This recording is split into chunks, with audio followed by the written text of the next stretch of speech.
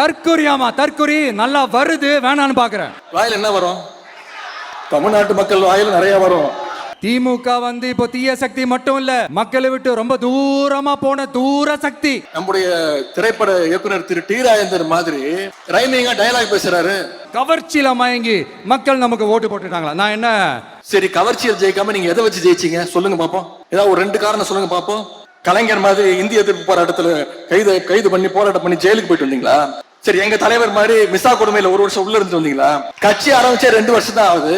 மாநில உரிமைகளுக்காக என்னைக்காவது குரல் கொடுத்திருக்கீங்களா? பின்ன வேற எதை வச்சு நீங்க ஆட்சிக்கு வந்தீங்க? ஏதாவது ஒரு போராட்டம் பண்ணிருக்கீங்களா?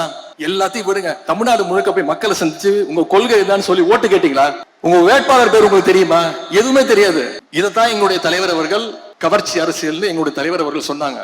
திருச்சியில் அவர் பேசுற பேச்சை கேட்டு இன்னைக்கு தமிழ்நாட்டு மக்கள் தலையில அடிச்சுக்கிறாங்க. இவரெல்லாம் ஒரு முதலமைச்சரா தேர்ந்தெடுக்குமே இன்னைக்கு தலையில அடிச்சுக்க ஆரம்பிச்சுட்டாங்க.